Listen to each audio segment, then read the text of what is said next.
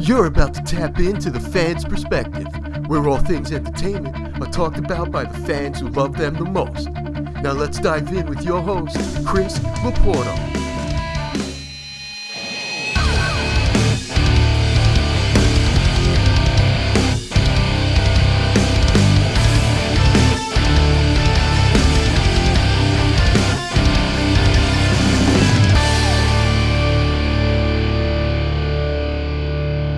Everybody, welcome back to another episode of the Fans Perspective podcast, brought to you courtesy of StarsandCelebs.com. You can get all of your entertainment news, read celebrity interviews, and so much more. And also, don't forget about ChudHub.com, ChudHub, for everything involving horror, sci-fi, the paranormal, comic books, and much, much more. My name is Chris Laporto, and I am happy to be back with you one more time here at the Fans Perspective.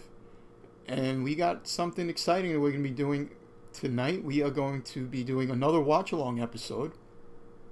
And this time it's going to be a classic Halloween favorite, as Halloween is just right around the corner. It's my favorite time of the year. We are going to be doing Hocus Pocus. And joining me for that is none other than Tara, recurring guest. Hello. So before we get started, just want to let everybody know that unfortunately StarsandCelebs.com is experiencing a lot of technical difficulties and the site is down. However, we are working tirelessly to get that back up and running, and it should be just in the next day or so. So just bear with us. We appreciate your patience. I know it's frustrating. But until then, don't forget about ChudHub, and remember that you can comment on everything that we do here at at the Fans Perspective, at our Instagram page at Fans Perspective Pod. Don't forget to visit Stars and Celebs Instagram page at Celebrity Cafe, and you can see everything that I saw at this year's New York Comic Con. A lot of great stuff, a lot of great panels and interviews that I did. So make sure you head over to Instagram and check all that stuff out. But enough of that. So let's get to why we are here tonight. Now, if you watched or listened to our last watch along, we did the Warriors. And tonight is going to be another fun one, Hocus Pocus. Is this, Tara, the best Halloween movie? As far as like Halloween themed, is this your favorite one? I think this is top 3, I'd say. But definitely, I think for a lot of people, especially like millennials, this could possibly be number 1. Like, I think around September 28th, you start to see little bits of Hocus Pocus start popping up on news feeds and in articles. So I do think it's number 1 for most people our age, probably. So if it's only your top 3, what would be your top 3? Well, Halloween, the Michael Myers film. Which one? Original Halloween.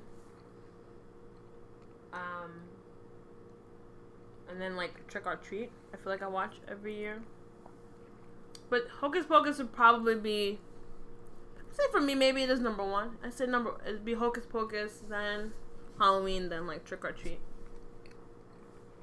Why do you say trick or treat? That's what it's called. It's trick or treat. It's trick or treat. Trick or treat, but you just say it like trick or treat. But I want to say trick or treat. Okay. So for me, this is definitely up there. I mean, it's played constantly, maybe even ad nauseum, throughout the month of October, especially on Halloween, where Freeform plays it back to back to back for 24 hours, I think, right? Yeah. Freeform it's coming on at least 45 times, I feel like, in like a 35-day period. Yeah, so it's definitely up there for me, and of course so is Halloween. It's been kind of a tradition of mine to watch these movies around Halloween, or on Halloween if I can. But I think another movie. Yeah, I definitely love Trick or Treat. I think it's a really great movie. But another one is A Nightmare Before Christmas, which you can kind of bounce back and forth. It's a Christmas movie. I think it's both. Halloween because that guy is scary? Well, it takes place in Halloween Town. And it's about, obviously, Jack Skellington wants to do his own version of Christmas. But I think it's both. You can watch it at Halloween and at Christmas. I guess. It's fair. But that's another one of my favorites. I feel like I can't really think of like anything else that I like have to watch when October rolls around. So I might have to I think really like reinforce what I said, that like Hocus Pocus is October for me. I think. Well, sorry, go ahead. I was gonna say it's just like something that I have to watch at least once in October. If I don't watch Hocus, and I'll watch, and I own the movie, so I'll watch it in April or July or whatever. But I make it a point to specifically watch this movie at least twice during the month of October. Is it weird to watch it at any other time of the year? Like, is it weird to watch Hocus Pocus in July? It's not weird, but it's definitely, it fits better with fall in October. But I don't care. I'll watch it at any point. I know some people who, and myself included, who love to watch horror movies throughout the entire month of October. And by the way, visit at Fans Perspective Pod on Instagram so you can see our 31 days of Halloween movie list. But me personally, I can watch horror movies all year long. It doesn't have to be Halloween. But a movie like Hocus Pocus, like Trick or Treat, even Halloween itself, just makes more sense to watch it on Halloween or in the month of October, in the fall, because they're specifically geared towards that day. Yeah, but I feel like isn't Home Alone like one of your favorites? Do you only watch Home Alone during December? Like, would you? Yeah, would it be so weird to watch it in like April? I don't think it would be. I mean, maybe it would be. I really only watch it at Christmas time, and then I won't watch it. And maybe it's because I watch Home Alone at Christmas that I don't watch it for the rest of the year. Well, that's how I feel about Christmas Vacation. Like, Christmas Vacation I love, but I usually only watch it in December. Yeah, but I'll watch it like 100 times in December, but I don't think I've ever watched it outside of that window. Well, yeah, I guess, I don't know. Let me know what you guys think. Do you watch Hocus Pocus or any Halloween movie specifically for Halloween, or would you watch it all year round? And you can do that, of course. Do that at SoundCloud where you're listening to this episode in the comment section.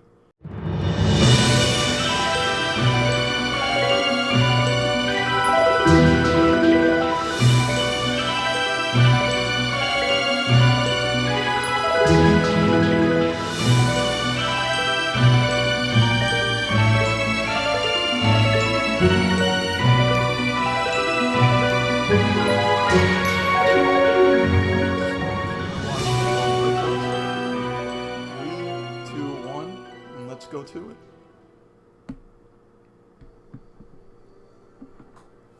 Walt Disney Pictures, the GOAT.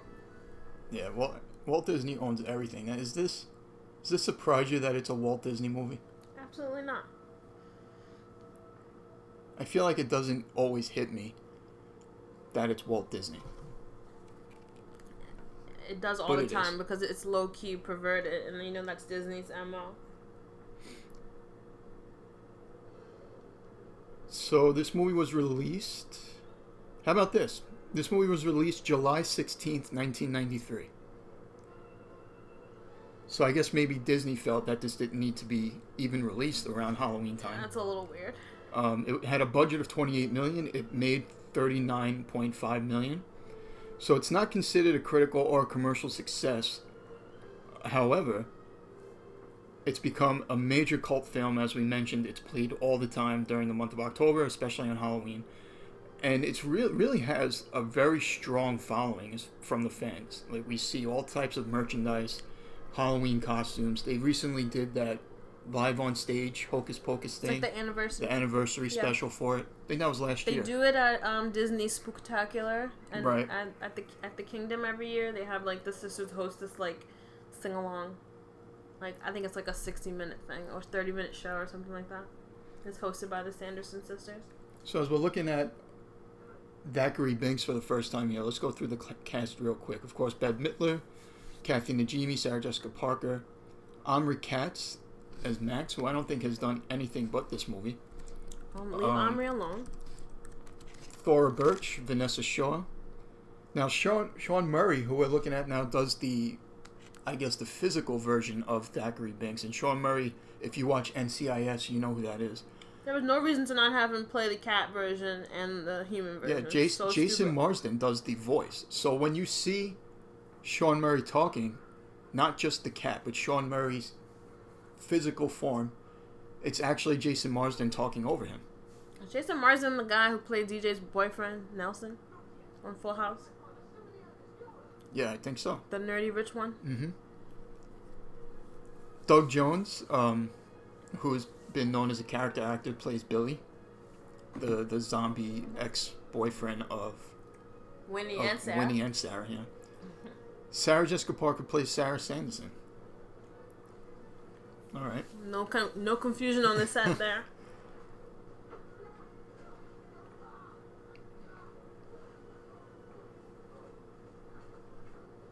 So Thackeray's realized his sister is missing, and he knows that the witches have taken her, so that's where he's headed. It's directed by Kenny Ortega. Of High School Musical, and well, he's done a ton of things on the low. He's a big-time choreographer, but he's also directed. He directed Newsies. He directed High School Musical. He's also directed the Descendants movies. Mm-hmm. The Cheetah Girls, yep. Gilmore Girls. You would like that. Ally McBeal. Yeah, he's low key like fire. He's done a lot of TV stuff.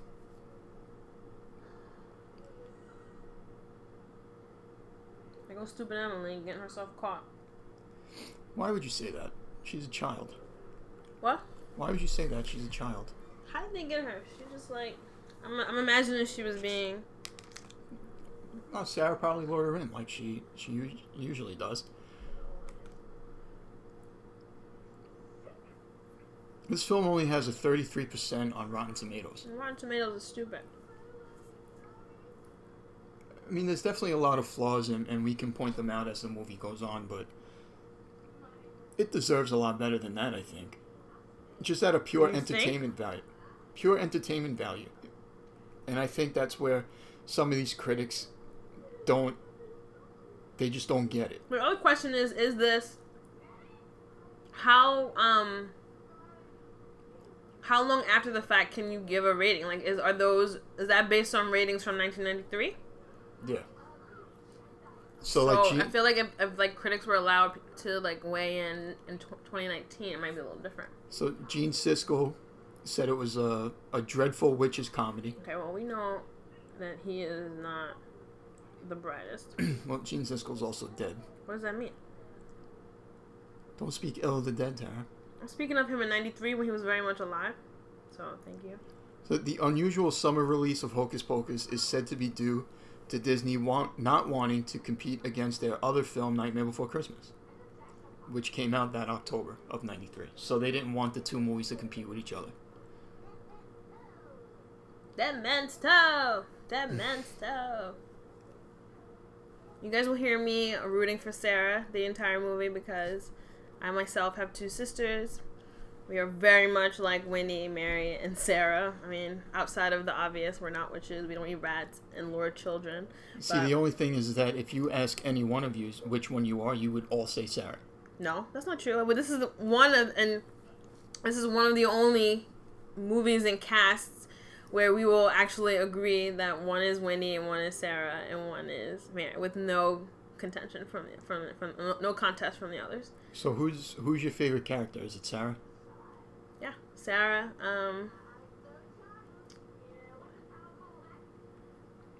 And then I like Penny and Gary Marshall, they're pretty funny. Penny Marshall passed away like last year, 2 years ago. Was it earlier this year even? Maybe? Was it earlier this year? Maybe. And then I guess Binks is my second favorite. I like Binks. What you call it is he's probably my favorite. Binks. Max is cool too. Max Dennison. I like Ice, and we'll get to him. We'll get to Ice in a little bit, but he's definitely hilarious. Sorry, I didn't mean to say Max. I meant to say Denny. Danny. Why did I say Denny? Danny. You're probably thinking of Grey's Anatomy. Yes. Probably. I want to see what else Omri Katz has done. Erie, Indiana, he did, which didn't last a long time. No idea what that is. I think that was a Nickelodeon show. He was in an episode of Freaks and Geeks, an episode of General Hospital. So he hasn't really done a lot of acting, and this is his claim to fame. Which is fine. Which would be fine with me if I was to retire from acting, and this was my claim to fame. I mean, I wouldn't have a problem. He was also on the CBS primetime soap opera Dallas. From 83 to 91. So that was before this. He must have been a kid. Yeah. That was before doing this movie. And alternate casting. And I've only seen this in the last few years. That Leonardo Dicaprio was considered for the lead role for this. I did hear that. I feel like he said that he kind of regretted it, but I don't remember. I don't remember the details, but I do remember him not taking the role for some reason. Sarah is obsessed with boys. So now the witches just took little Emily's essence and life force, and now they're young again. Younger. Bette Midler has been quoted as saying that this is her favorite film, her favorite role. And it makes a ton of sense because this is classic. Some of her best work, best character work. I also appreciate that she recognizes that it's a major cult film and it has a huge fan following, and she's not scoffing at it because some critics or maybe even some within the industry might not appreciate it. I mean, there's nothing better than an actor who appreciates the fans and like a role and like what it means to other people. Like some people, like we were talking about earlier, Harrison Ford, he like despises Han Solo, and it's just like, yeah, it's like at what point is it okay and at what point is it offensive? Like there's so many people who like love Han Solo, have like who've been inspired by Han Solo or just look up to him for that role. And he almost like spits on it. It's kind of weird. Sarah Jessica Parker has gone on the record saying that she doesn't remember much about the role. She remembers like key filming points, but she's only seen it once, and I think that was at the premiere.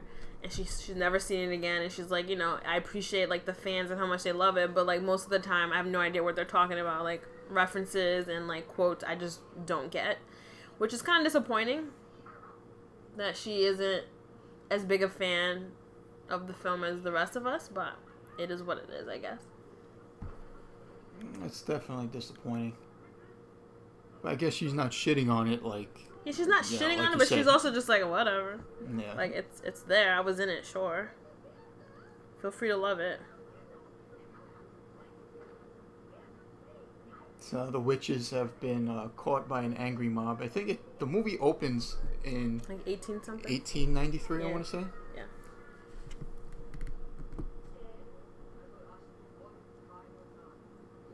And of course, it's in Salem, Massachusetts, which we all know is famous or infamous for the Salem witch trials. Yep.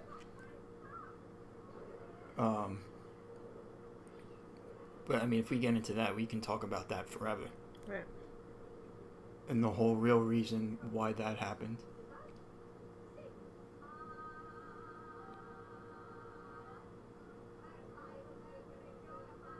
Do you think it bothered Kathy Najimy to have her mouth like that the whole movie? Probably. That just looks mad annoying. When I imitate her for like 30 seconds, I'm already like over it. She probably did that for like 3 months. I don't think people realize how dark Disney can be, at least back in the early days. I mean, they're about to hang 3 women. And I know they're witches and they're supposed to be bad, but they're about to be hanged, and this is a kid's movie. And they've just been hanged. And we see their feet dangling. Yeah, you see them dangling, so you know they're hanging, you know they're dead. It's tough. Not to mention the movie's premise is about killing children. It's about killing children. It's about being a virgin. Or shaming. Or like virgin shaming. Virgin shaming, yes. You think that it shames Max for being a virgin? Yes, being a virgin brings upon evil. It also suggests that Allison is not a virgin, and she's what, like 16, 17? Yep. Which I know is not unusual. Right. But it's for a Disney movie. For a Disney movie, it's that not that they're promoting to children. I mean, it's definitely crazy.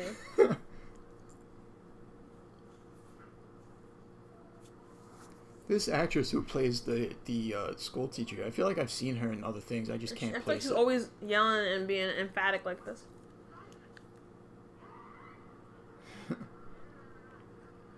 And there's Max, Omri Katz.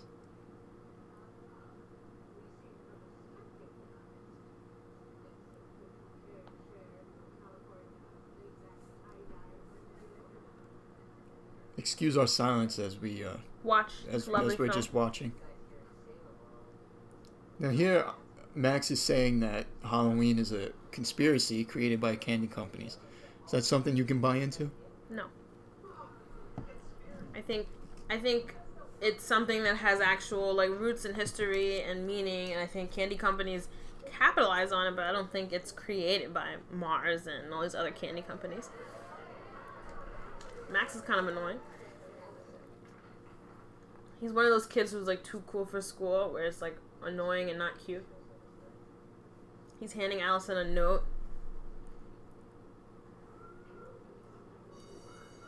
He's also way too ugly for her. Max is not ugly. She's out of his league. Not really. You don't think so? They also have this boy confront him, and we never see him again. Like, yeah, is that her boyfriend? Is that her boyfriend? Is that just some random kid who was being nosy and minding people's business? Probably just some random kid. Vanessa Shaw. What else has she been up to? Oh, she was in Ladybugs. Another classic. Oh, yeah. She's the terrible soccer player.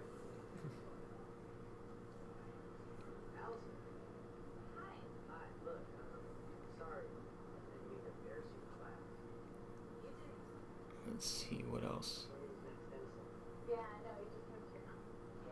I love her Little Red Riding Hood poncho. It's not a poncho, it's a jacket. It's a jacket poncho.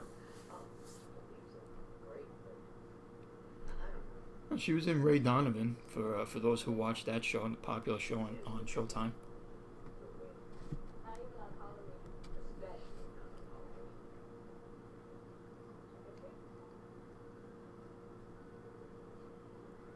So what is your favorite activity around Halloween? Like, do you like to just watch horror movies, kind of chill out? Do you like to go to haunted houses?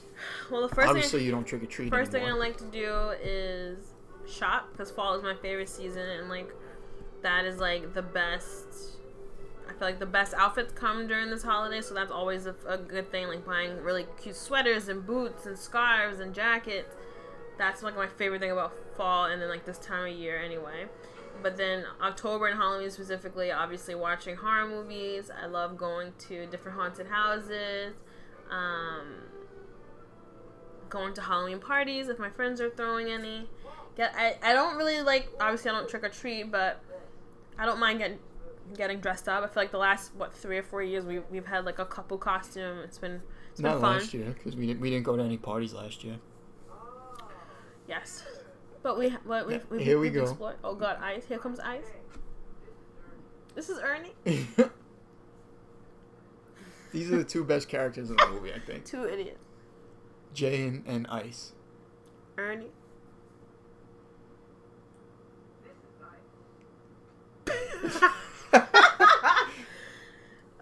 Do people do that? No one does it. These people are not ridiculous. Anymore. No, I don't think anyone, even idiots in '93, didn't do this.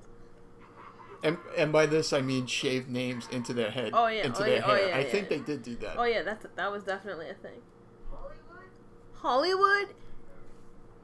Yeah, we're getting to one of the best lines in the movie. Who does he look like?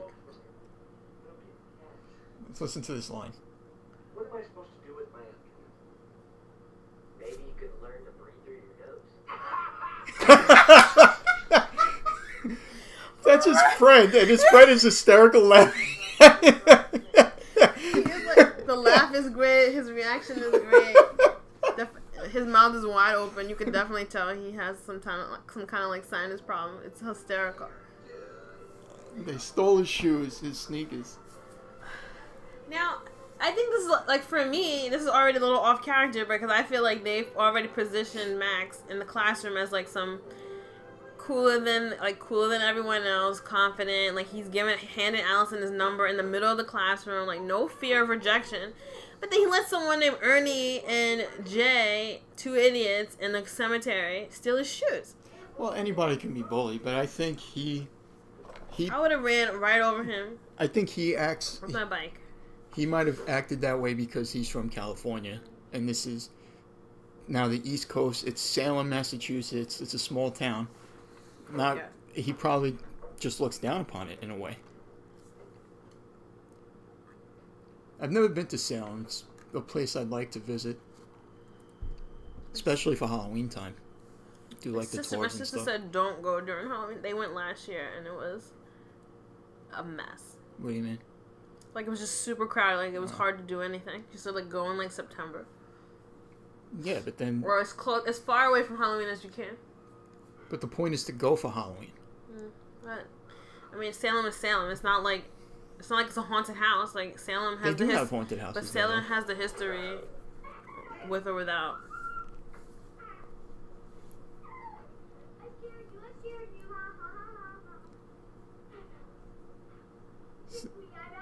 Now here's Thora Birch. Thora Birch is only 37 right now, just a couple of years older than I am.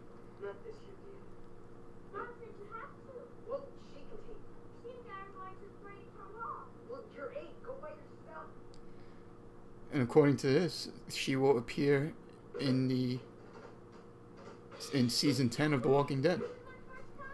That's a show that we kind of stopped watching. Yeah.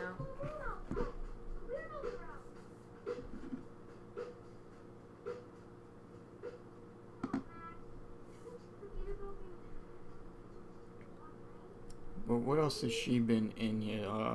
Clear and Present Danger, Ghost World.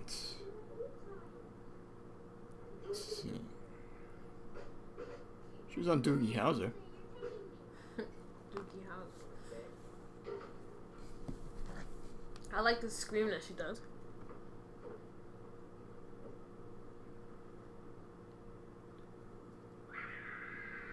Oh my God. Yep. She tried to reason with him, to be fair. She tried to have a nice adult conversation, and that didn't work. He was still being stank, so she had to go to drastic measures.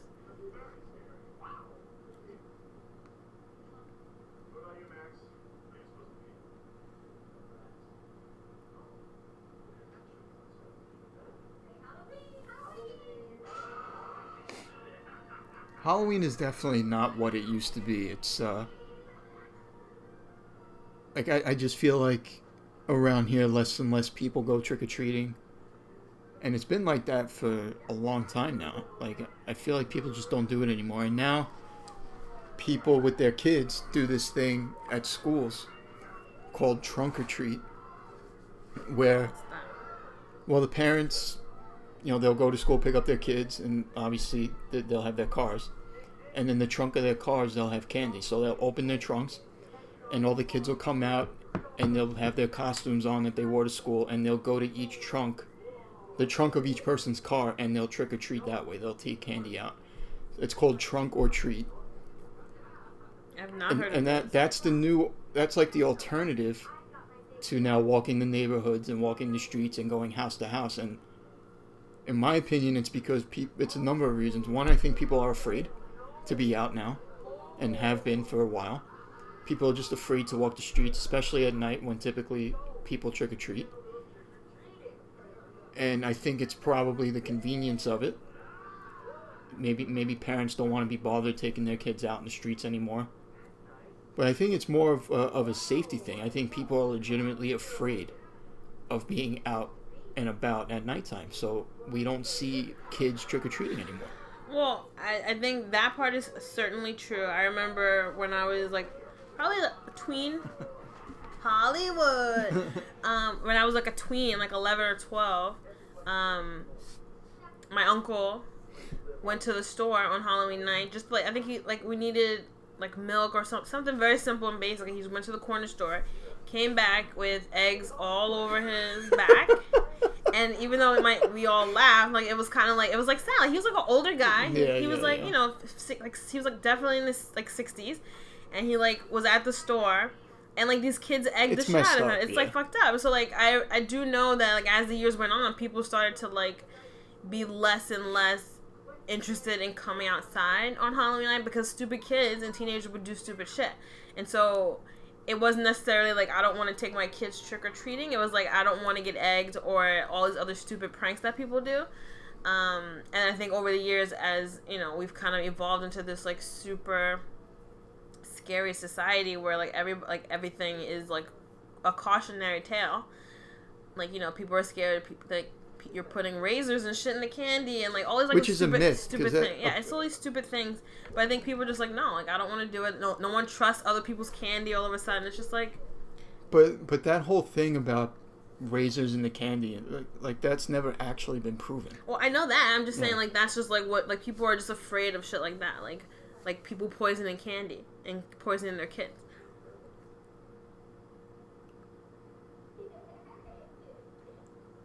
It's a shame, I think. I mean, I remember when I was a kid trick-or-treating, the streets were flooded with kids. And oh, yeah, all I mean, you're the time. talking about the 90s, you know, by the time 2000 came, I was 15 years old. But everything was just... it's different times, I get it, but it's a shame that parents don't really want to take their kids in the streets, house to house, trick-or-treating anymore. That they'd rather do it out of the trunk of a car after they get out of school. I think it's sad. It's a little bit of laziness, and I think a little bit of fear. It's definitely laziness too. I think it's a bunch of things mixed in.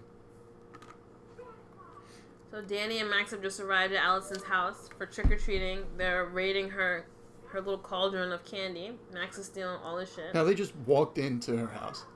It's a big house. It's like they're definitely rich. They have this kind of first of all, it's a whole bucket medieval times kind of, well, not medieval times, but like French Revolution outfits on, like Halloween costumes. I want to know why they have a bucket of O. Henrys. Who's eating that? If I go to somebody's door and they give me an O. Henry, I'm smacking them with it. What's in O. Henry?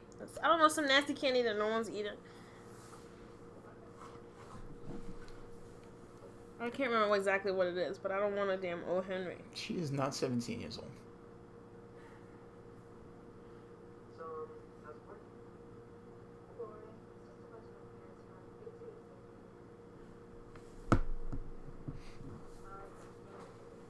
And there's a huge bowl of candy there. Now, do you think Allison... I never really understood what her deal was. Like, did she like him? Did she not? Was she playing hard to get? Because she gave him his phone number back.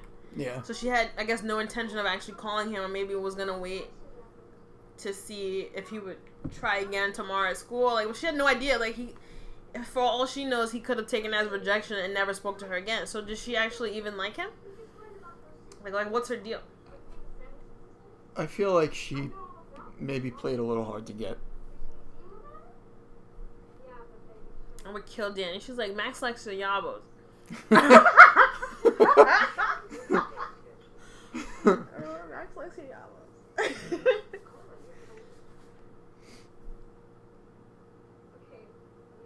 So now Allison reveals that she used to work at the Museum of the Sanderson Sisters, which has been closed down because some spooky things were going on. And Max has convinced them to go check it out. Something Tara will never do, which is a shame because it just makes her boring. Or am I safe? No, you're boring. Why can't I just be looked at as safe? Why would I want to go to some place that has scary haunted things happening? Why not? Chris, listen, you go. Why don't you go and tell me? Somebody needs to live and tell the story. So why don't you? It's something that I've always wanted to do, but I can't get anybody to do it with me. So go by yourself. Afraid. If you're not afraid, you're so big and bad. Go by your goddamn self. Fine, maybe I will. So go ahead. See you when I see you. So I want to know, you listeners out there, have or would ever visit an alleged real haunted house? Let me know at our Instagram page at FanSpectrePod, the comment section here on SoundCloud. I want to know if you would actually do that. Because I would. Years ago, when I was at college, shout out to Kyra, my friends and I, we went to school in Long Island, and they thought it'd be fun to drive to the Amityville house and drive up on the lawn. And I was like losing my shit. I'm like, get us off of here. Like, you're gonna make some spirit like leech onto the car, and we're gonna be cursed forever. Just real quick, that pumpkin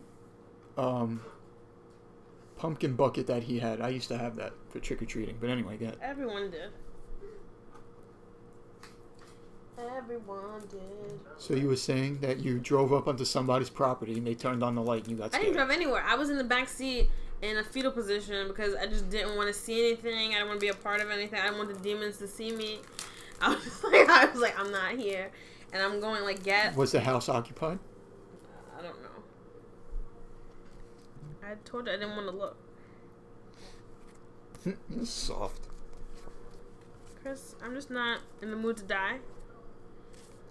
This looks like a cool museum that they shut down. It's super tiny though. Like what's the traffic like? What's the foot traffic like in there? I guess. Like, what do you do? Well, it was their house, so they just turned their house into a museum. Right. I'm saying, but like a museum, obviously guests can come. What is the foot traffic like in there? Because it's like a small town.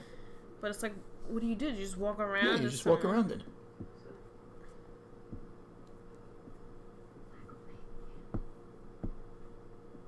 Black flame candle.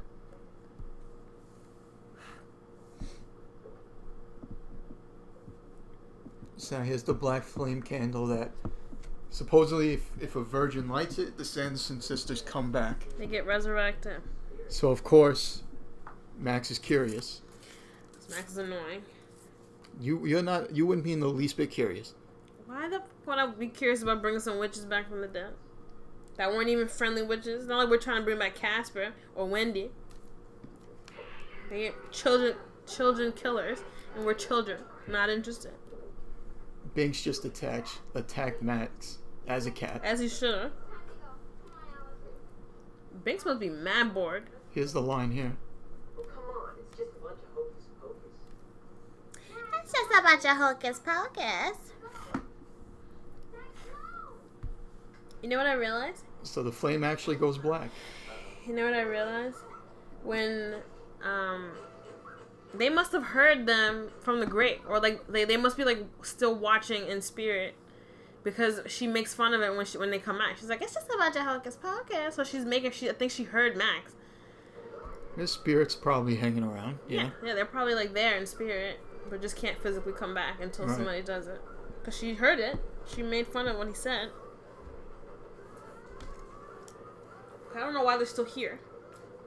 The floorboards are moving and green and things are happening. I'm out of here. Well, they're scared. Sometimes you get frozen in fright. No, my fear taking me out the door, not keeping me there.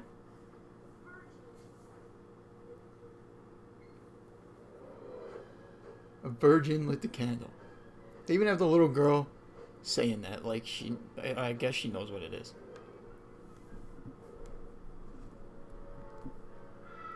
Why is Wendy making all those noises? Ah! She is sick. It didn't take long for them to come back. Yeah, they were there in like seconds.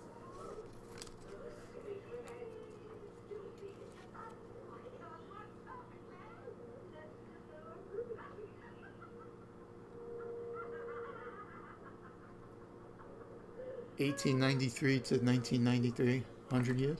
Yep. Oh, no, was it 1693? Oh, yes, 300 years. 300 years, so Yeah. 1693.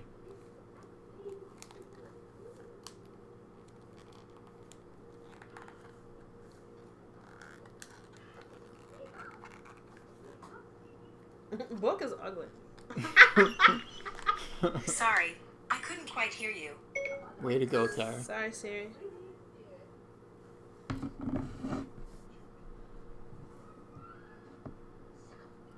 Nope. Now they realize because Mary can smell children. They What a- realize children is in the museum with them. What a power to have.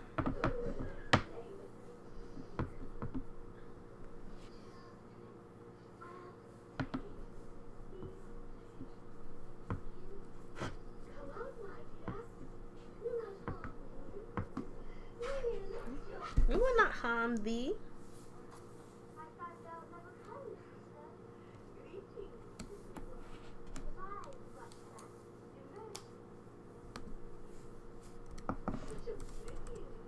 Child. She Can't can't even even say say the word. it. She can't even say it.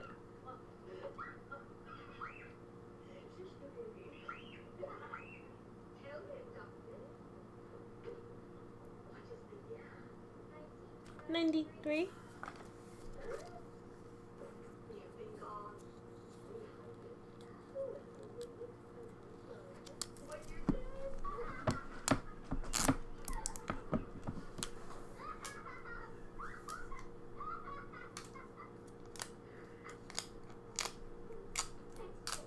Tara, what are you doing? What do you mean? What are you doing? Putting a screen protector on my phone.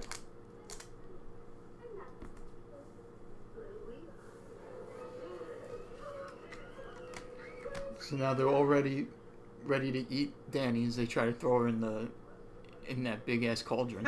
You're ready to eat her ass already.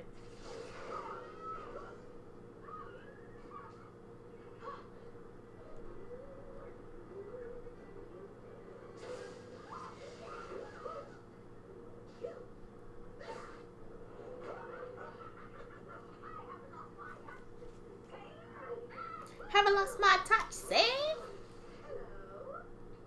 Goodbye. Look at Sarah, just Sarah's just caressing trying, him she's and trying to get it on. She is horny.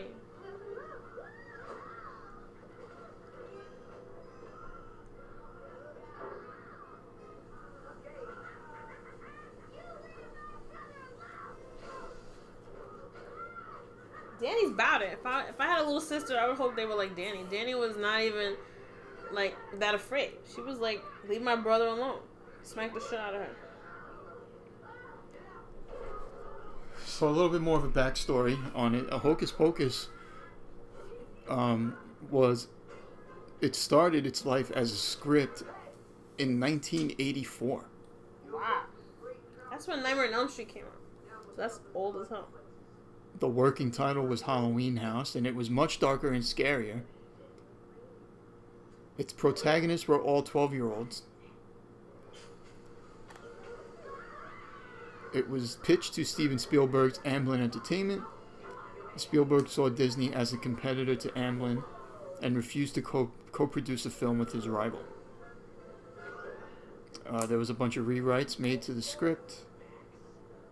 Production was stalled several times until 1992 when Bette Midler expressed interest in the project, and it immediately went forward. So after Bette Midler was like, "Yeah, I want to do this," that's when the ball got rolling. She's been a star since she was a star at this point, right? She would technically be a big name. Yeah, she I was. think Sarah Jessica Parker had just only done Footloose, and she wasn't in Sex and the City yet. She was in what else was she in? All I can think of was Footloose. Yeah. Pegs? I don't know what that is. Square Pegs? I definitely don't know what that is. And think Mary that was, and Kathy and the Jimmy, what was she in? Was Sister Act out Sister by now? Act, yeah, Sister Act. Yeah, Sister Act came out in 92. Yeah, so she was famous. Winnie was originally written for Cloris Leachman. Who? Cloris Leachman. I heard the name. Who the hell is that? Like, what do they do? Well, she is a legendary actor. What is she in? She was in Butch Cassidy's Sundance Kid, Young Frankenstein, one of my favorites. This is another good part. Spanglish. This is when you first realize that between Winnie and Mary, they don't give a shit about Sarah because they push her. Oh, they ass. keep sacrificing her. They always sacrifice her. They were like, "Oh, it's a black river. It's a black." They were like, "Okay," and they look at each other. Here's that ridiculous walk and they push do. Sarah, which is again something my sisters would do because they're trifling like Winnie and Mary. Shout out to Peter and Bruce. Leonardo Dicaprio declined the role to do What's Eating Gilbert Grape, so he got, that's his Oscar nomination, right? yes, he was nominated for that. So I guess worth it. Cult classic, or was he? How old was he at that time? Like 17, 16? Something like that. I think that role made him like a big contender for like A-list status. So it was worth it, I guess. So most of the movie was shot on sound stages in Burbank, California. However, its daytime scenes were all filmed in Salem and Marblehead, Massachusetts. So during the day is when they're actually in Salem, but all these, like we're seeing Night right shoots. now, with them in the cemetery. Is where?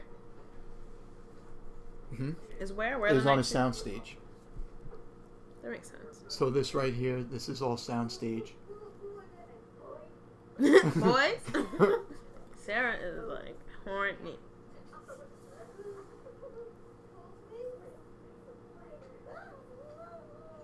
She's eating the spider.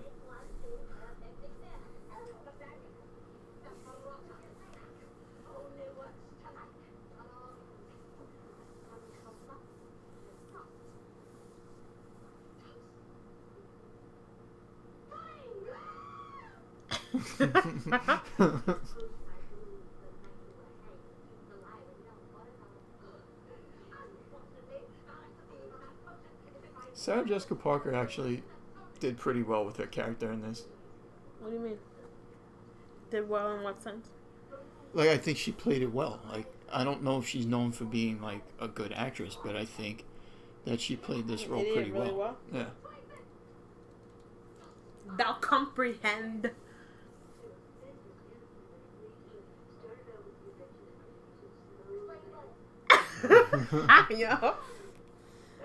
Yo, I would kill them. She just did a whole speech and Sarah was like, "What you talking about?"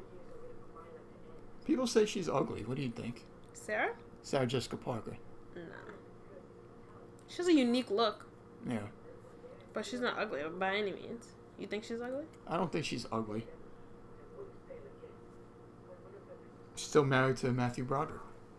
They have to be in what, year 20 or 30 at this point? They've been together a long time.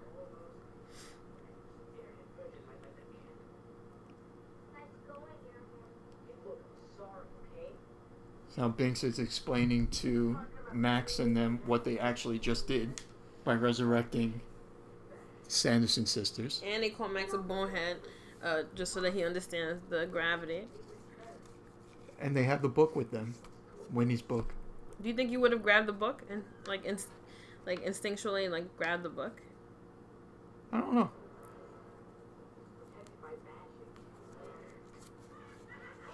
Let's torch the sucker. Yo, Winnie is just like a gaggling idiot. She just laughs.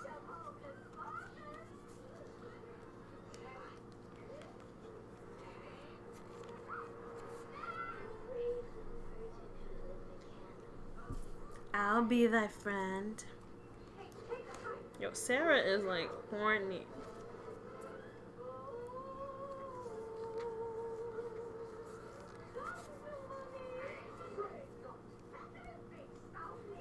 I always thought his name was Zachary Binks, but it's For a long it's, time, yeah. it's When I was a kid, I'm pretty sure I called him Zachary. It's Thackeray, Yeah, with a TH. which is weird. I guess it's supposed to be, back in the day. I know back in the day. They love TH. Yo, Winnie is just yelling all the time. I need her to chill the fuck out.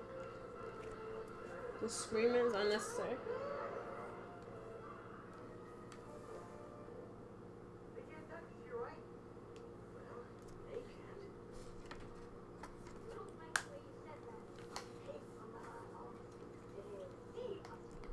can't. Now we're about to see Billy. He comes out this early? I feel like Billy came out at the end. No, he comes out right now.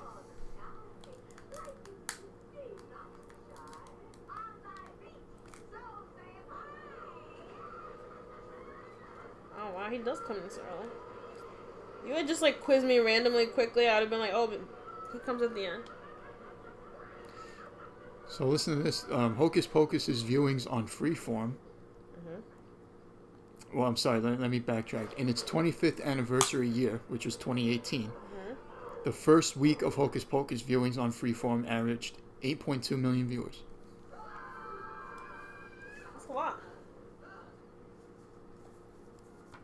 Yeah, How many? The first 4? the first week.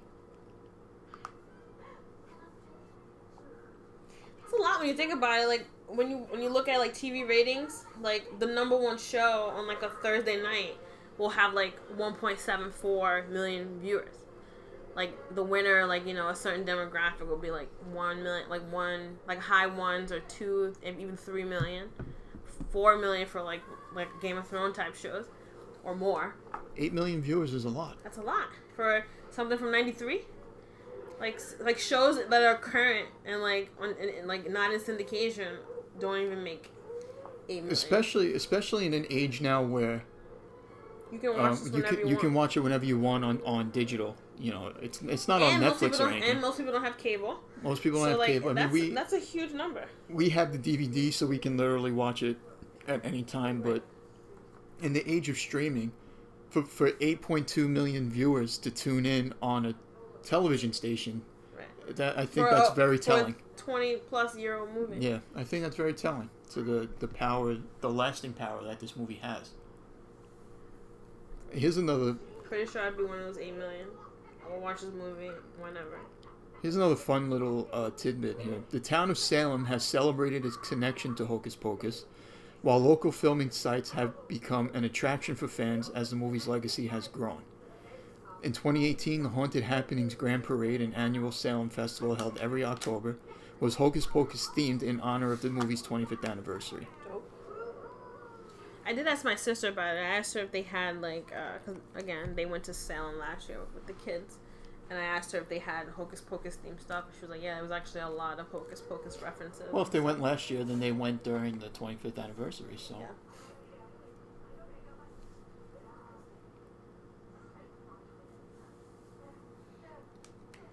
Can we talk about these little girls that steal their brooms and fly off?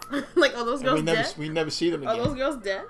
Like, because I'm pretty sure if I was 8 years old... Look at Sarah swinging from the fence in the background. She's an idiot. If I was an 8-year-old girl and I flew off on a broom, I don't think I would know how to handle it.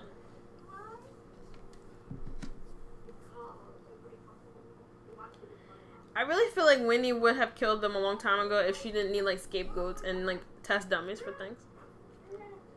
And I think she loves them deep down, but really I think she keeps them around because she needs a scapegoat. I feel like she also she probably wouldn't know what to do if they weren't around. By herself, yeah.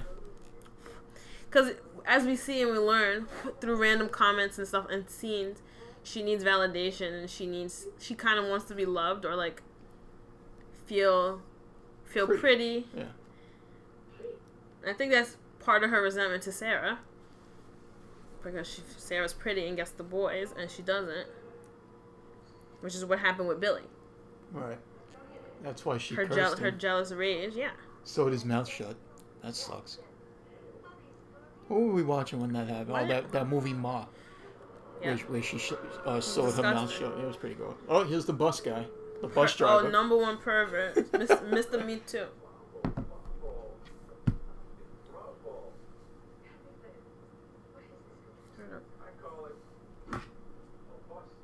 I call it a bus.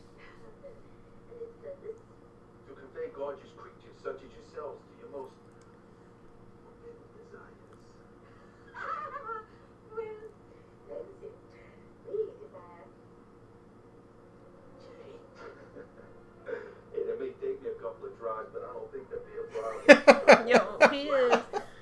Disney is out here wilding, telling kids that he can pop them all full of children.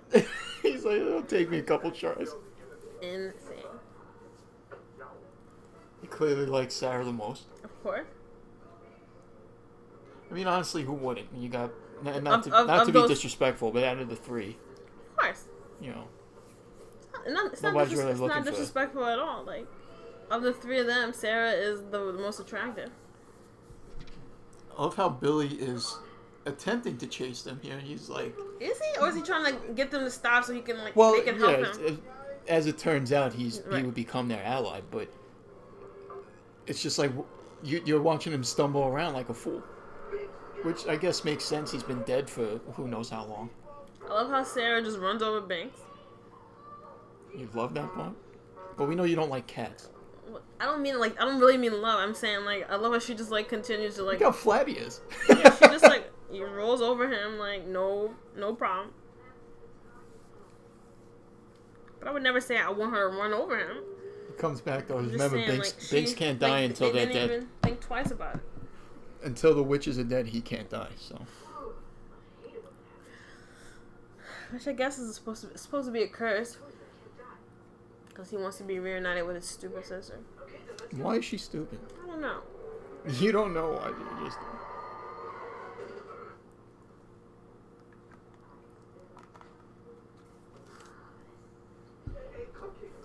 Cupcake.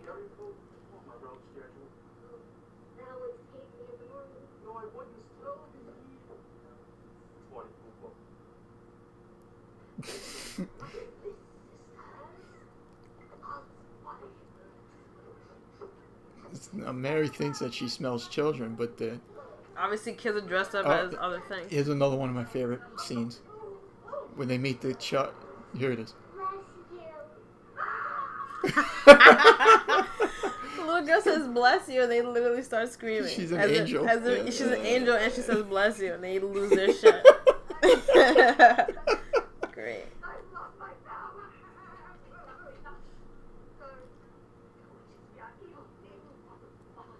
We are evil.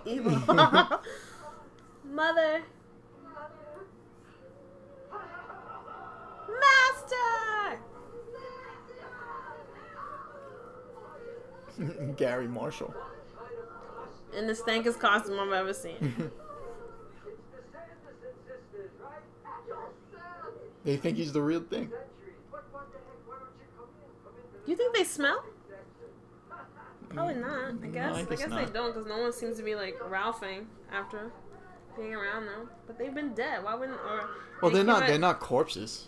I guess. This guy's a dickhead. This fake cop, they come running to him, and he's listens to their story. We see it's like this. I grew up in the old Sanderson. Would you say something? If you were dressed as a cop and somebody came up to you? Yeah, I would.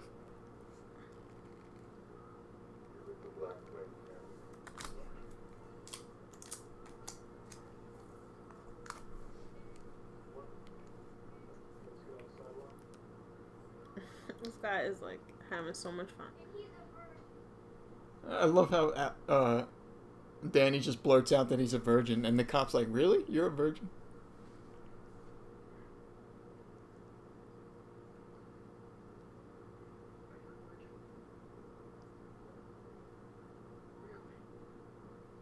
Look, I'll get a tattoo on my forehead, okay? Officer, this is not a prank. Really? I put my life in it. I'll pull this. Yeah. Come on, Danny. Take that captain. Take that Yeah, cat. you punks pull this. Funny, Eddie. I just a bunch of kids calling my name. Thought I was a real cop. Thought I was a real cop. And now he runs over Billy's fingers in the sewer. Poor Billy.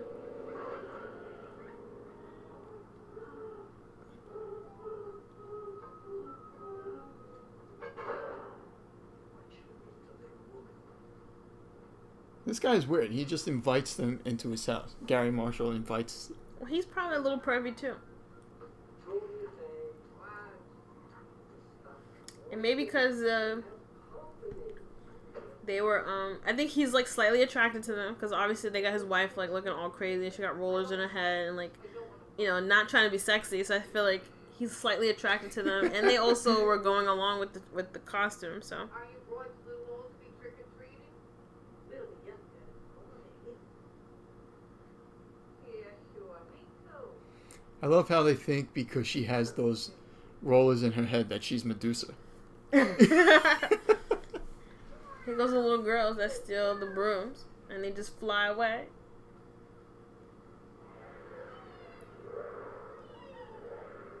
I think it's interesting that I'd be like, get me off of this I think thing. it's interesting that the brooms would in my head the brooms would only work with them, but I guess the brooms They're magical brooms. But I guess so. the broom will fly anyone. You could be a tight end. Master, would that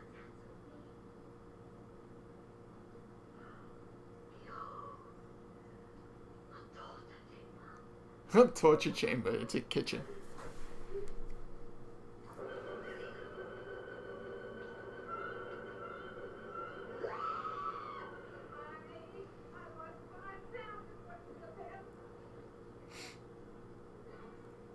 This is a weird scene in the movie, though, I think.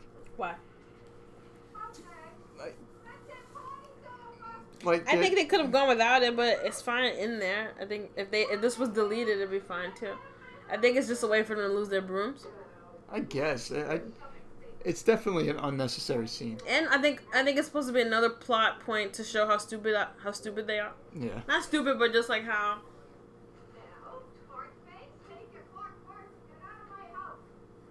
naive they are.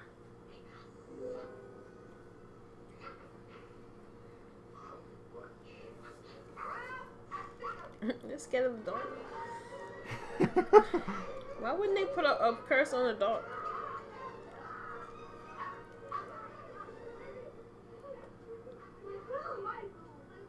My broom!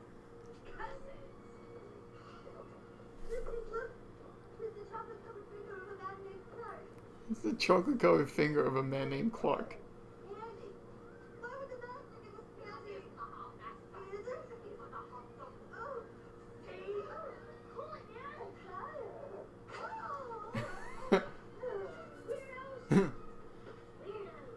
Weirdos. Weirdos. That's my third favorite part. Sarah, she's like weirdos. Weirdos. Like she has no idea what that word is. Like, weirdo. Oh, here goes number 4. Come on. So many gems in like a 1 minute span.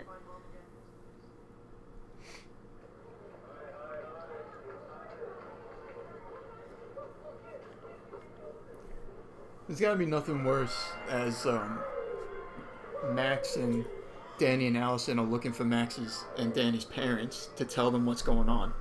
And of course they treat them like they're kids with an imagination. Mm-hmm. There's no worse feeling than being a kid trying to explain something to an adult and they're just like, yeah, you're a kid and you're an idiot. And, you know, basically who cares? Classic horror movie trope. It's real life trope. Parents don't believe kids. And it causes problems because they just won't listen. It's not dead. It's dead if you're alive. Oh my goodness, who must this charming young blood donor be? Dad, something terrible happened. Danny, what's wrong? What's No, wrong? Danny's fine. I guess to be fair, if someone told me that, I don't know, who's dead? Like someone's like Michael Jackson has been resurrected and come back, and is moonwalking down the street. I mean, would I actually believe it? I guess. Look, whatever it is, just tell me. But the adults always think that kids are lying. True. How much candy have you had, honey? Mom, I have enough here. I never even had a piece. The real wishes they can find, they're gonna eat all the kids and steal them. They're real. It's just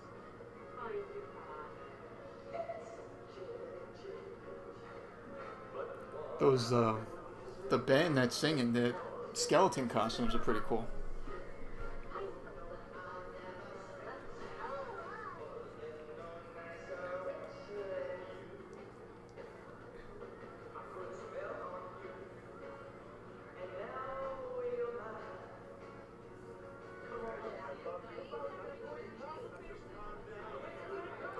Have you ever gone to a big Halloween party like this?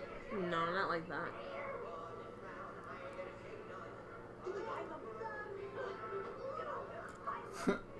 Winnie's very abusive. She elbowed Mary like 5 times already. Oh, she stayed elbowing Sarah too. Sarah's making out with a boy in the corner at the party. Find who? Did you find them? I know. Honestly, I think they would. I think if Winnie wasn't in the picture, they would have got away. Sarah would have forgot about who they were and in the middle of chasing them. Just throw a cute boy at her, kind of like how you throw a shoe at Leprechaun, because he'll stop to clean it. Just throw some boys. I know the sale is gone, but they're here tonight. They're right over there. Thank you, Max, for that marvelous introduction. Thank you, Max. For that mom introduction. I put a spell. And now So here's the musical number of the movie. One of the best parts.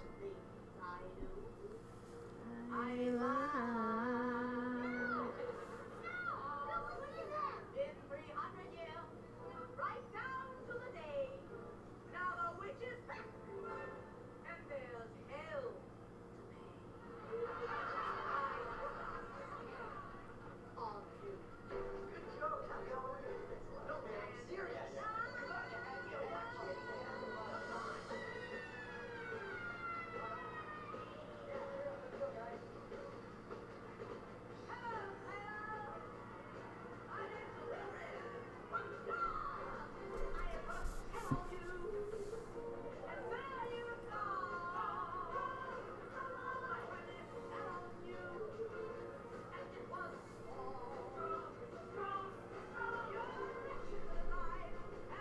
What?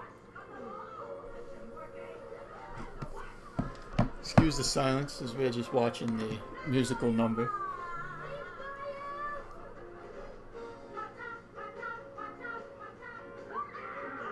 You know Bette Midler's singing. I wonder if the other two are. No, I doubt it.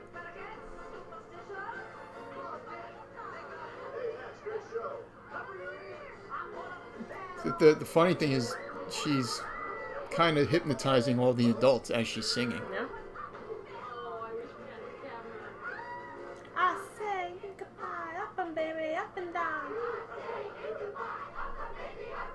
In Kamakoriyama. I say. That was a spell right there. I guess it was.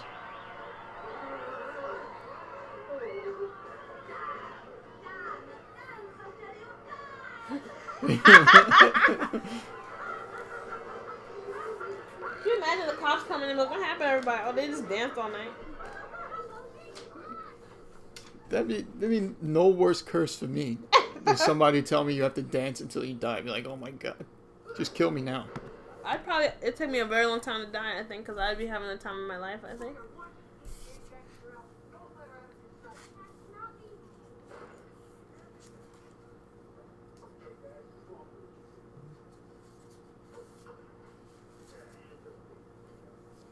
Are there any characters that have changed for you over the years? Like, when you watched this and you were a kid, and you're like, oh, like, I really like this person, then you watch it as an adult, and you're like, actually, he's kind of a dick. Like, I know a lot of people feel like Max is kind of a dick. A dick? I don't think so. I think the only thing that's changed for me is the humor of it. Like, you recognize the maturity of the humor. Right. And it makes it better. I think this movie holds up now. You know, it's...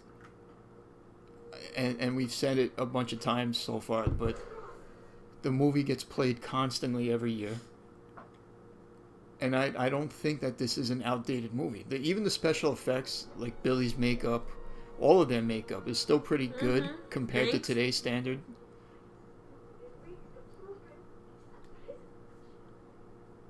Even like them flying on the brooms, like all the practical stuff, still looks pretty good.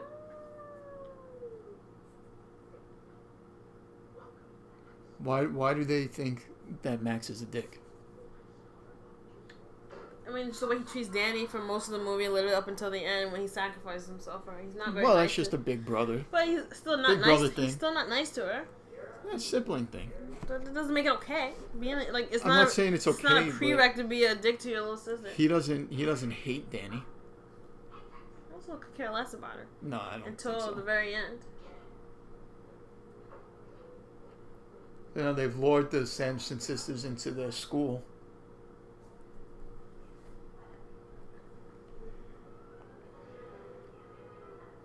They're so dramatic when they walk. They're attempting to trap them in the furnace so they can burn them alive. Why is Sarah like giggling and like, and of course they're screaming as usual and laughing.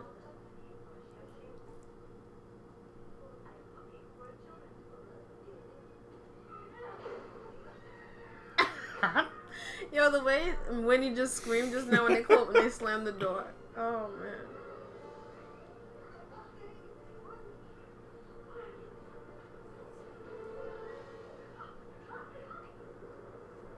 They're witches. Why can't they stop this fire?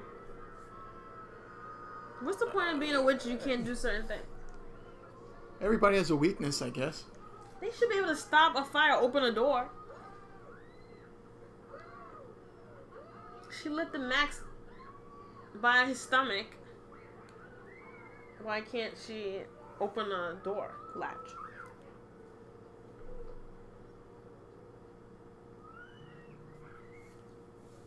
Bink should know something's up because he's still sitting there. What? Binks knows that he'll die the second they die, so he should.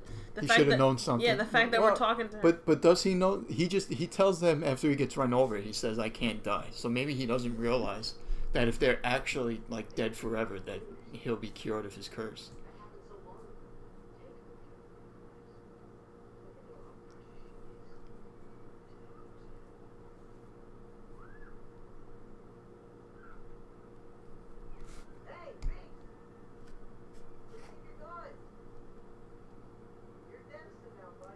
Could you be friends with a talking cat?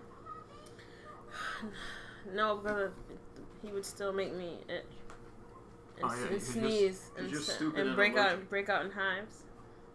He's stupid and allergic. But I guess I could fuck with who would you rather have, a Binks or Salem? Salem is super stank, so I'm fucking with Salem because he's hilarious. But doesn't Salem have powers? No, I don't think so.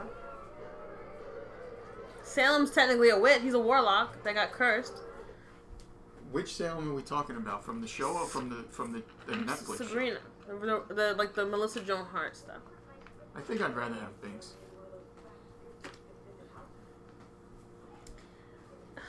Let me see. I'm trying to think. Well, Salem is definitely more funny, because he's like an actual person who happens to be stank and was turned into a cat.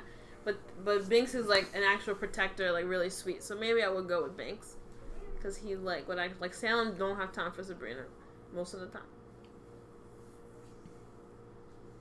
So now we're up to where they're all just back at Max's house, and they think the Sanderson sisters are dead. Been, defeated. So now they're just chilling out, relaxed. It's got to be really late at night. And that's a thing that sometimes I have a problem with movies, is they make you seem like nighttime is everlasting.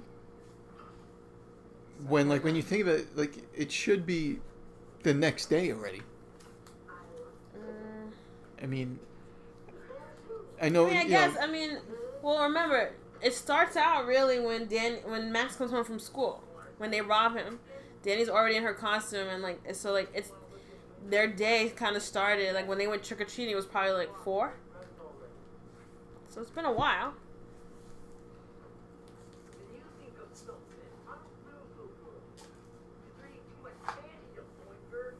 You oinker. Jay and Ice are about to meet the Sanderson Sisters as they now come back from. He called them ugly. Witch, get your face off my shoe. Hey, witch. Oh, sorry, Winnie. Why would I curse with this idiot sister? Just lucky. That's lucky, I guess.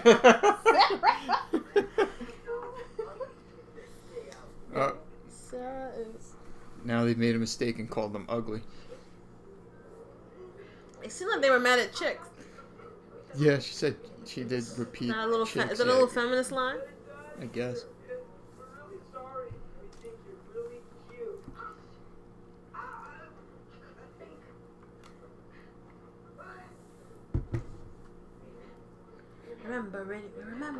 Remember, Winnie, remember.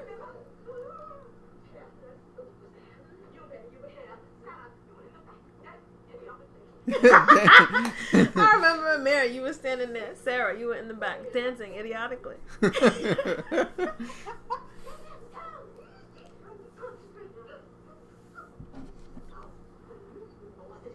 Looks at Sarah. She's dancing again. What's funny is they're trying to figure out what the recipe is, and Sarah knew what it was, Dead Man's Toast, and they're like, "No, get out of here!" Like, I don't remember the ingredients. I've got to have my book.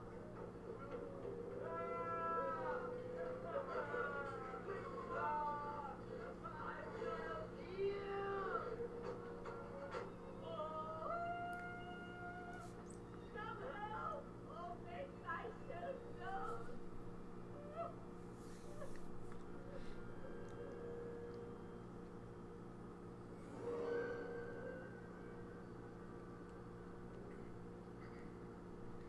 that's creepy. The book has an eye. It's gross.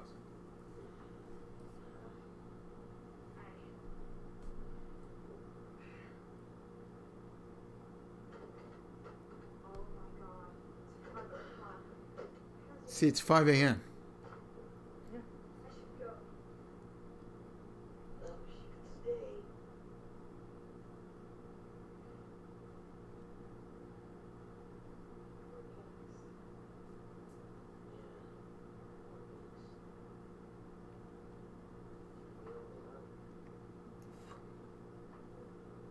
Look, we find some kind of way to help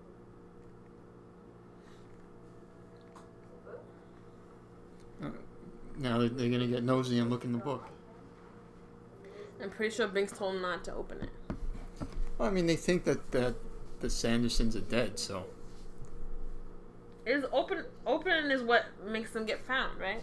yeah. Not the witch is already back. Yeah, it just sends out a signal.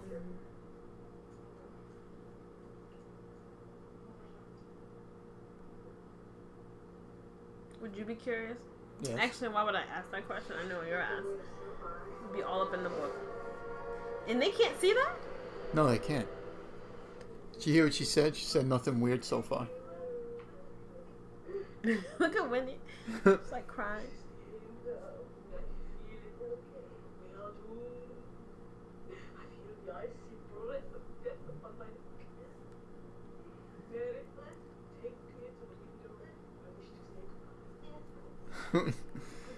Wendy's being super dramatic.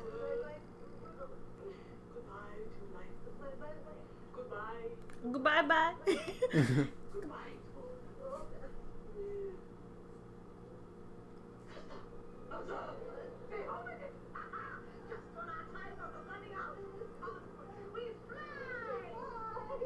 Now, what if that house had been on the other side of their window? They would have never saw it. Like, I'm surprised the book doesn't give off it, Like a sound or like a feeling. like a feeling or something. Because like that's just really depending on them just Yeah, looking out the window. happen to look in the right direction.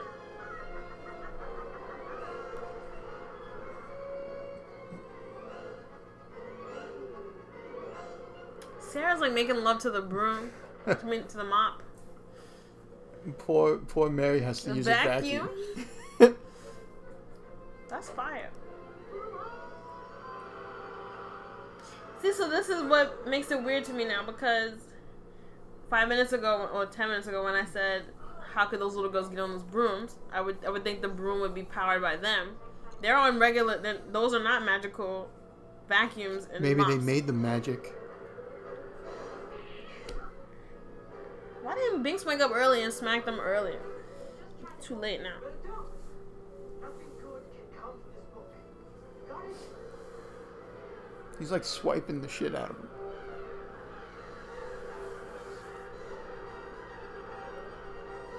That's when me and Binks will have problems. He's swiping at me.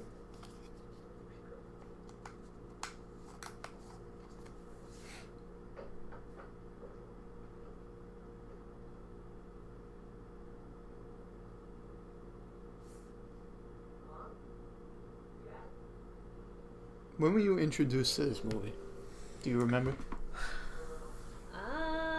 I don't think I saw it in theaters.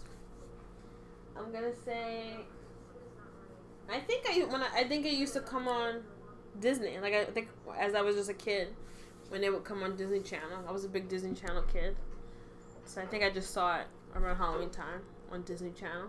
But I was too young to see it in the theaters. I was only like 4 or 5. Yeah, I can't remember the first time that I saw it. But I want to say that we had it recorded on VHS, like taping it off the TV, Yep. which is a lost art now that, nobody ever does that now.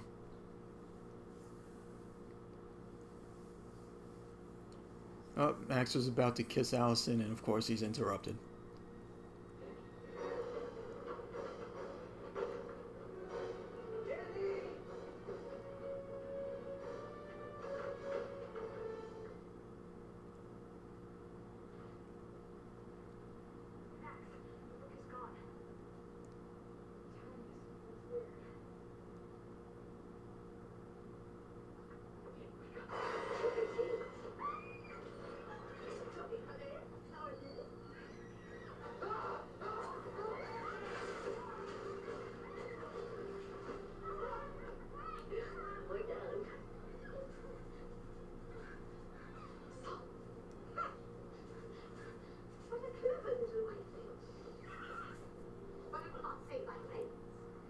I thought she ran her face.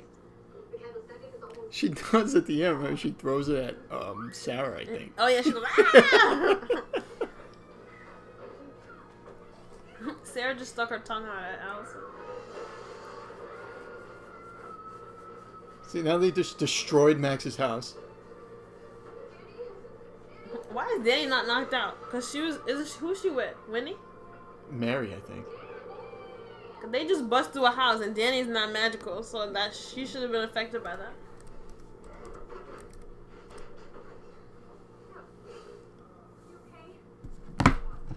Where's Danny? My favorite part now. This is your one favorite part in the whole movie? No, What is? not the one favorite part. This is one of them.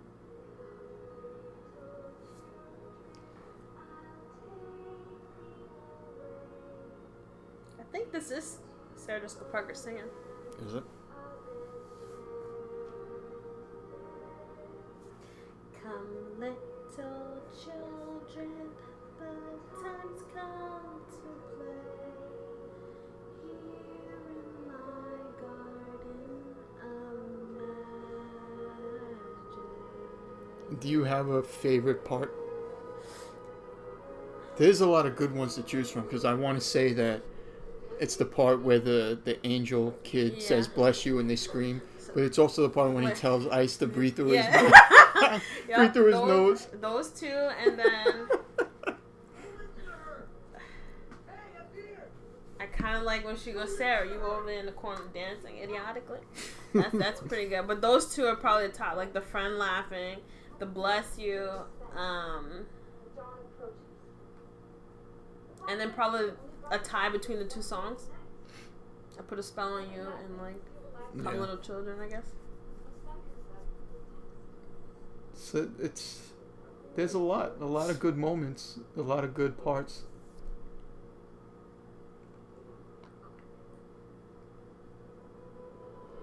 It's 5 a.m. What time does the sun come up?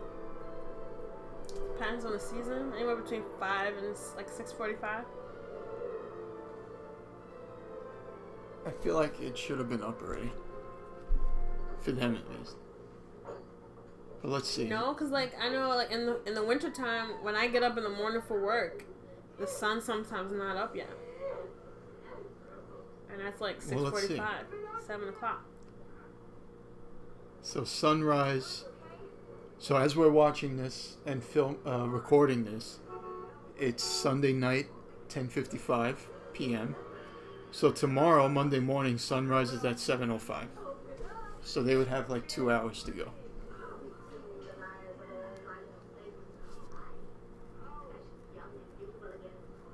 How long did they have in general, the witches? Just the one night.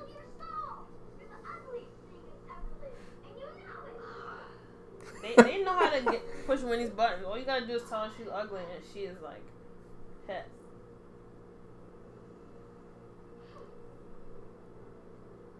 I hate this part when she bites a piece of her tongue off. That hurts too. You ever bite your tongue accidentally? Yeah, even a little bit. It's just like I want to go through the roof, so I don't know. They're just like actively biting off the tip of the tongue. It's disgusting.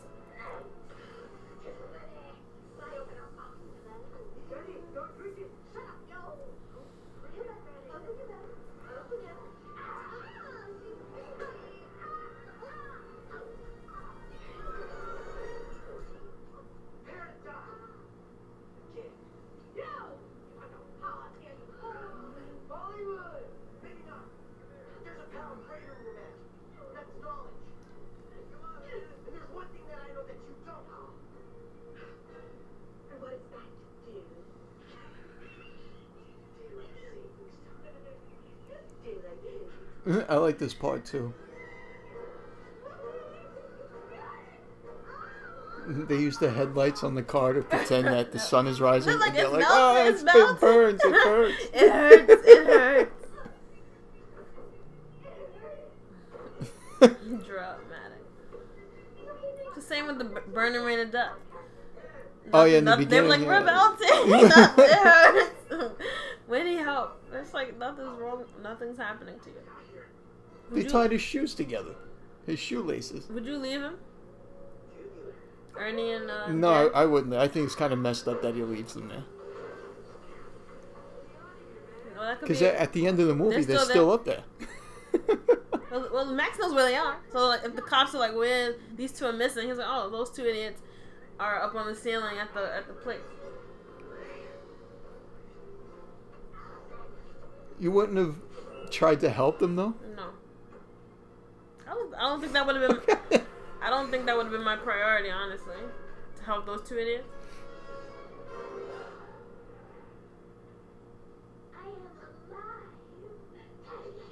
Yo, Sarah is like, she might be borderline crazy.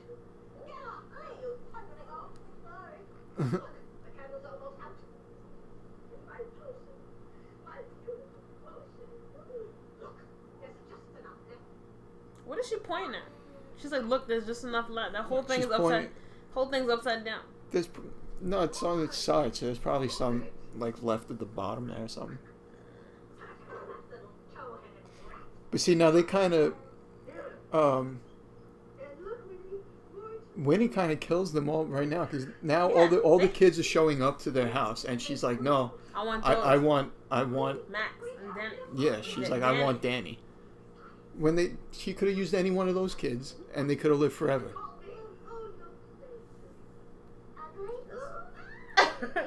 Selfishness. This is what happens. Ego. This is an example when ego gets in the way. Ego and rage, vengeance, revenge, all that stuff.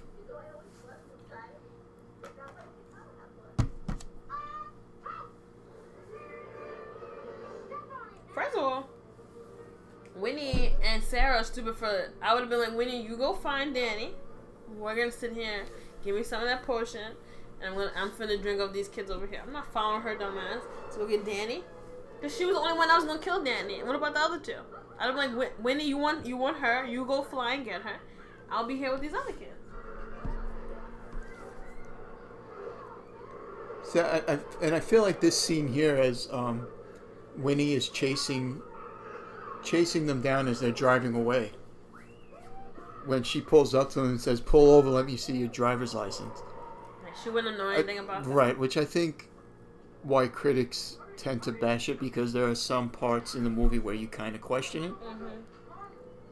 But it's not the type of movie that we're supposed to dissect. I think we're just supposed to have fun with it. Unless it's like, you know how like people are just magical and they know everything? Kind of like how she knew what he said when he lit the candle, and like maybe she's just intuitive and they like know what's going on. But then the whole movie is the complete opposite, right? Like they don't know what a bus is. They think the road is a black trucks, river. yeah. The fire truck. So I guess it Sprinkler. doesn't work, I guess. Ew. Billy's cutting his mouth open.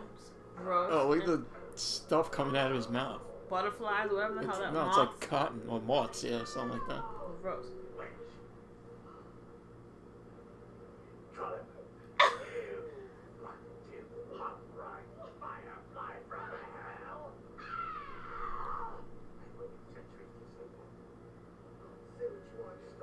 Doug Jones is famous for playing characters in Pan's Labyrinth. You ever see that?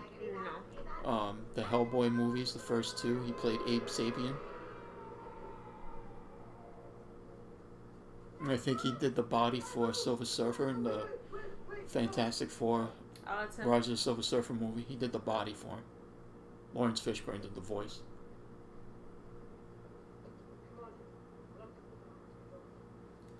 Billy should be decomposed. He should be a He full is- he- skeleton, he is decomposed. but full skeleton. He still has Well, skin, his lips, hair. He should be like full skeleton. He's been in the ground for 300 years.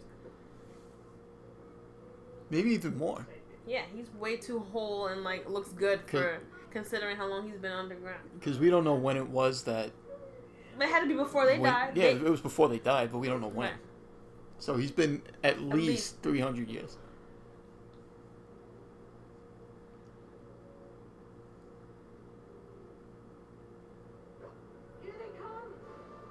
Come on, I'm out of here. So we're headed into the climax of the movie, where now there's a major showdown in the cemetery. And really all they're doing... The witches can't touch ground. Witches can't touch On the ground because hallowed it's ground. hallowed ground, and they're just waiting for the sun to come up. So the witches will be gone forever. So let's talk about the future of the franchise. I say franchise, it's really only one movie, but there has been... Here's your part where she throws she throws the salt in Sarah's face. The way she screams and the flip is great. Getting back... Winnie's crazy. I'm sorry. She's really crazy. Like, they have an opportunity to stay alive forever, and she's really worried about, like, Danny. Right. Like, you can kill Danny. You have years to kill Danny once you, like, just sacrifice one of these kids. Not that I want the kids to go, but, like, this is very, very silly on their part. They have nothing but... They have a whole bunch of kids at the house.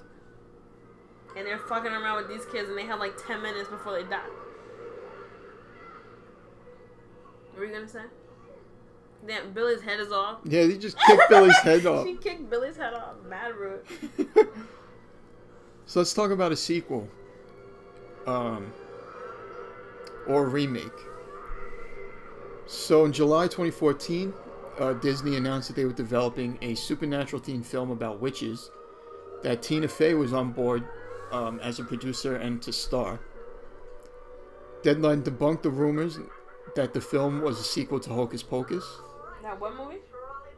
This supernatural witches film was about that it was supposed to be a sequel to Hocus Pocus. Deadline debunked the rumors. In November 2014, Bette Midler said in an interview that she was ready and willing to return for a sequel, and said that co-stars Sarah Jessica Parker and Kathy Najimy were also interested in reprising their roles, but Disney had not greenlit any sequel yet. In November of 2015, Bette Midler stated in Facebook Q&A that after all these years, this is a quote, "After all these years and all the fan demand, I do believe I can stand and firmly say an unequivocal no in response to a question about a sequel." So as far as 2015, the answer was no sequel. 2016, Doug Jones mentioned that Disney had been considering one.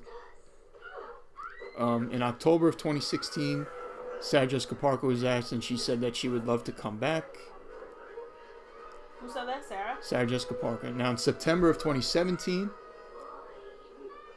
Mick Garris, who wrote the movie that we're watching now, admitted that he was working on a script for a part 2, and that it would potentially be developed as a television film for Disney Channel Freeform or ABC, and it was later confirmed that it will instead be a remake to air on Freeform. The following month, Midler said she was not fond of the idea of a remake and she would not be taking part in it. In July of 2018, a book titled Hocus Pocus and an all-new sequel was released, containing a novelization of the film and a sequel story, which focuses on Max and Allison's daughter Poppy, who grew up hearing the family story of the first film, and parents who avoid Halloween as much as possible. Poppy is skeptical of the tale and ends up in the Sanderson house on Halloween 25 years later to the day after the movie in an attempt to prove that there's nothing to the story. So there's actually a story written for a sequel. Yeah, we saw it in Barnes & Noble that time, remember? Right, but no... Damn, Winnie just hit the ground. Yeah, Winnie hit hard. the ground hard. The sun is I up. thought she couldn't hit the ground. Yeah, she should be like starting to burn at this point. So, what do you think? I know I prefer a sequel. I don't want to see a remake. I don't want to see anybody else playing these roles. I prefer a sequel as well. I say do the sequel with Max and Max and Allison's kid. And I feel like everybody can reprise, right? Those two will be older and they'll have their kid. Danny can obviously make a cameo as Aunt Danny, and like everything will work. I don't want to reboot because I feel like, of course, they're gonna have to do something ridiculous. They're gonna change things, and I just think this needs to stay the way it is. To me, they're like no different than like a Robert Englund playing Freddy Krueger. Like I don't think anyone else should play Sarah, Winnie, and Mary, and that's just it. So the sun is up. Winnie just turned into a statue. Mary and Sarah just exploding, and now Winnie's about to explode. The statue explodes. I think she turns into a statue because she's on hallowed ground. So she got the worst of both there. And now as we see Binks, he kind of passes away he's because like now meowing and dying. Because now the Sandersons are actually gone. But yeah, I mean, a sequel has been talked about obviously for years, with no real movement. But it looks like they're going in the direction of a remake, which everything is remade nowadays. I don't want to see a remake. I don't want to see a remake of it. I would much rather see them all come back. Yeah. They've all said that they would do it. Right. I mean, which is rare. Like, I feel like a lot of people don't want to reprise roles. So the fact that you have all these people, and including the stars, who are still big names and, like, doing great things, who are like, we'll fucking do it. Like, let them do it. Like, don't remake this. Yeah, it's...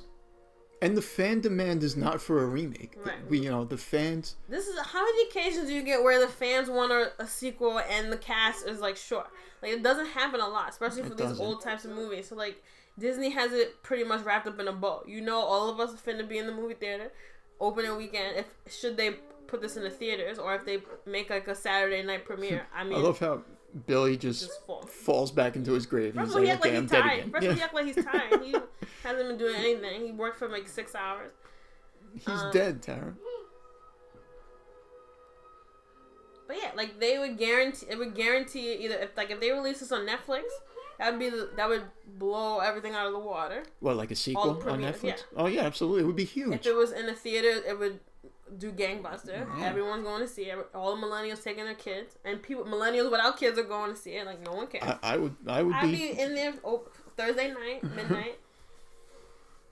So I don't see. There's no reason. Disney's just playing games at this point. It's so stupid. Just fucking make the movie.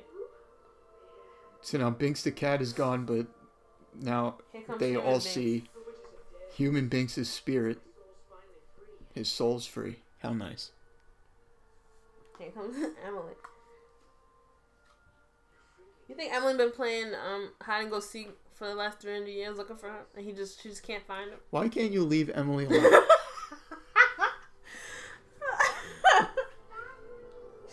for him for 300 years. Yeah, look, she's been in the woods screaming his name for 300 years. Really? I didn't guess.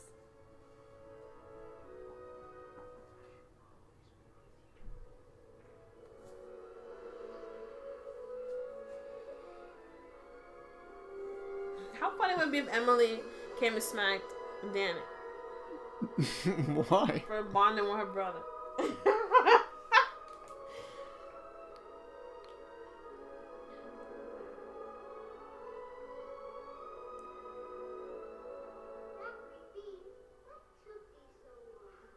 Even this last line here, when Emily asks Thackeray, she's like, "What took thee so long?" He says, "I had to wait 300 years for a virgin to light a Yeah, candle." it's like the last... More virgin It's shaming. the fine point. It's like, yo, virgin clown asses out here destroying the world and not bringing people peace.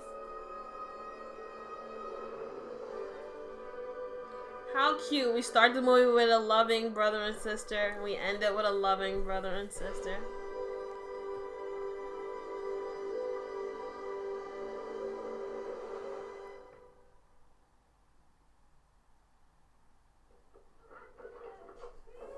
And of course, here's during the credits, the parents have finally stopped dancing.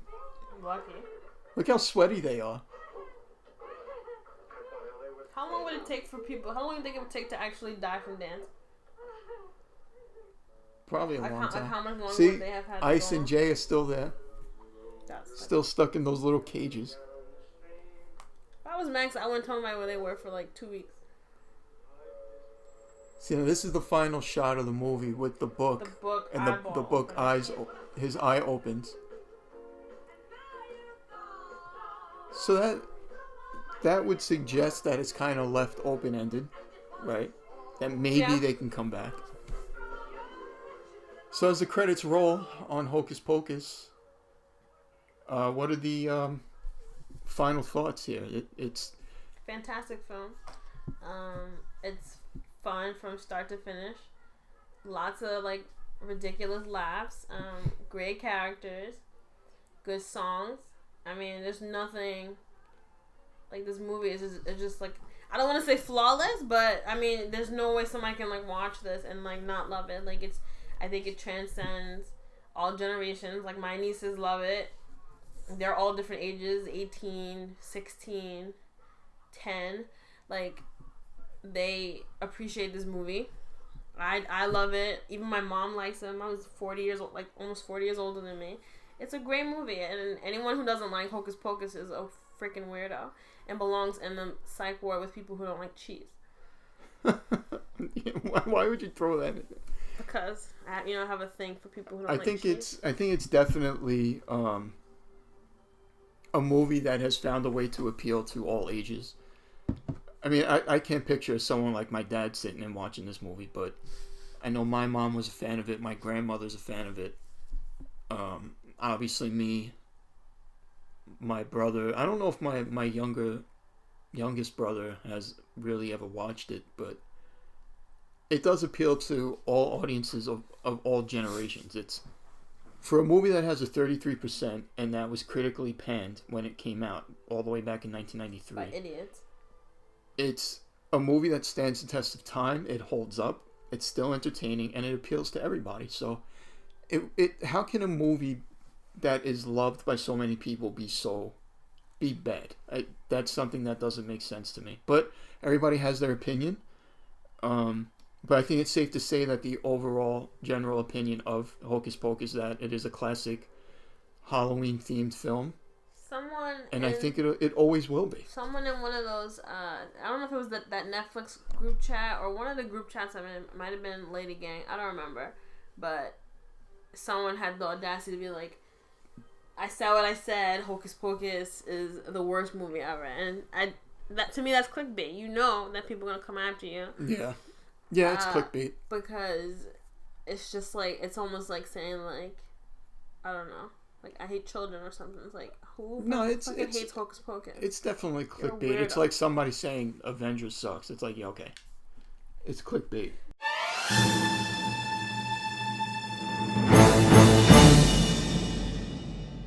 So that's Hocus Pocus. Thank you for sitting with us during our watch along. Hopefully you watched it along with us. If you didn't, it's that time of the year, so go find it, watch it, and watch it again, and then watch it again, because I'm pretty sure that before this month is over, me and Tara will be watching it again at some point. Mm-hmm. I might even wear my costume this year. Oh, you have Sarah. Yes, of course. And we just found today a Sarah Pop Funko figure, so that's pretty cool. So let us know how you feel about Hocus Pocus. Where do you rank it in your Halloween themed movies? Where do you rank it all time, if it is one of your all-time favorites? And you can do that right here in the comment section on SoundCloud.com. Also, don't forget at Fans Perspective Pod on Instagram, at Celebrity Cafe on Instagram, and at Crystal Porto on Instagram. And also, Celebrity Cafe is on Facebook. It's Celebrity Cafe / Stars and Celebs. It's all the same place. I am on Facebook as well. So just, let me know, communicate, start that conversation with me. And thank you so much. And I will see you again very soon